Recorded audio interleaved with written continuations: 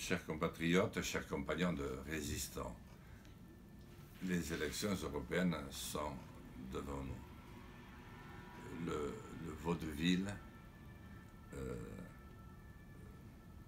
le moins glorieux de la Ve République est passé, lui aussi. Il a apporté son lot de certitudes et aussi de petites surprises.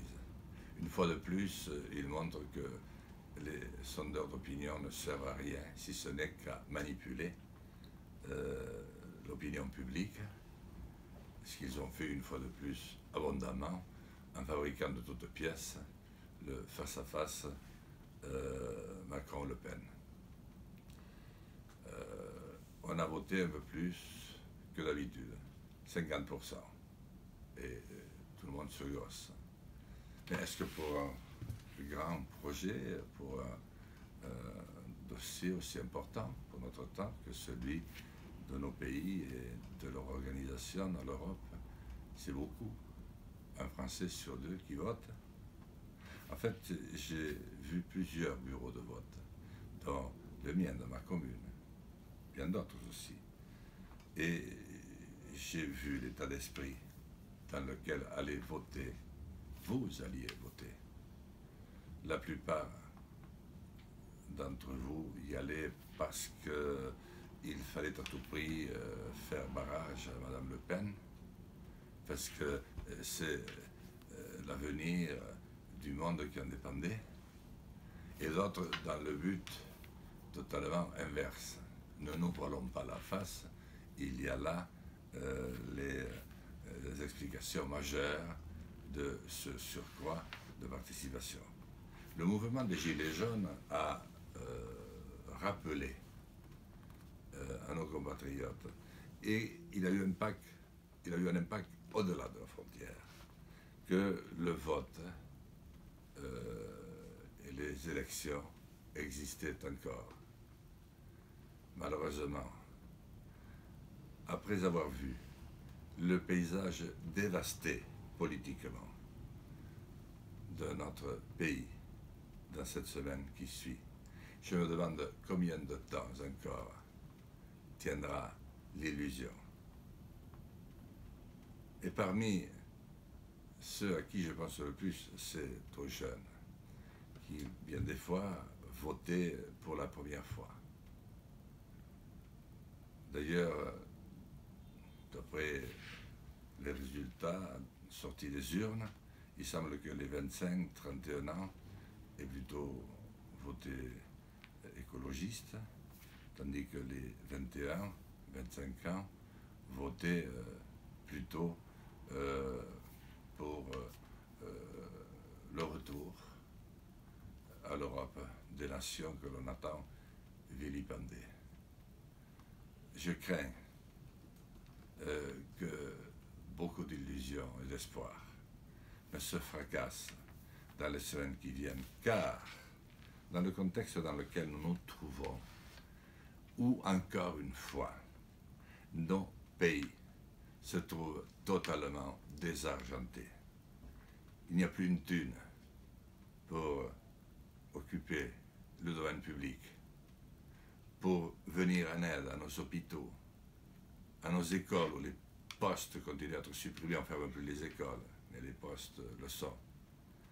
Les agriculteurs qu'on a eu le culot de montrer comme les grands gagnants de l'Europe, alors que c'est peut-être les pires perdants. Il n'y a plus d'agriculteurs, malheureusement, aussi peu qui s'installent. Mais surtout, il n'y a pas de projet, il n'y a pas de perspective. Il n'y en a pas en Europe, il n'y en a pas en France.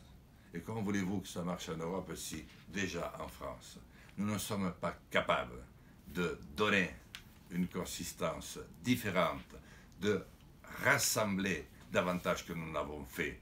Vous avez vu ce face-à-face terrible avec cette espèce d'émiettement du reste de l'électorat. Nous devons en finir avec cela. Avec Résistants, nous préparons un projet qui je le répète, tend surtout à rassembler dans un premier temps notre pays, qui n'est jamais aussi grand que lorsqu'il est uni, que lorsqu'il met toutes ses forces pour se dépasser, devenir meilleur dans la recherche fondamentale, la recherche appliquée. Nous sommes les derniers de la classe partout. Pour transmettre le savoir avec nos maîtres d'école, ces hussards noirs de la République qui existent encore, et même la fonction publique que l'on a détruite hier soir dans un vote sans foi ni loi. Et je pense à toutes ces entreprises, notamment les plus modestes, les plus petites, qui sont un carnet de commandes défaillant parce qu'il ne se passe plus rien, ou très peu, il n'y a pas d'argent. Ou alors parce qu'ils n'arrivent pas à trouver les jeunes qu'ils pourraient embaucher. Tous les circuits sont en panne. L'État est une longue panne de haut en bas. Et ce n'est pas étonnant, parce que le choix a été fait de détruire l'État pour favoriser, non pas le projet européen, mais le projet de globalisation financière qui tente à étouffer tout ce qui est expression humaine, tout ce qui touche à l'homme. Résistons, c'est résister, comme dans les périodes noires de l'histoire, et nous nous trouvons de nouveau dans une de ces périodes noires. Nous permettra de faire le point sur la situation présente en regardant le passé, et d'un œil et d'un pas résolu, embrasserons l'avenir. J'ai besoin de vous, nous avons besoin de vous.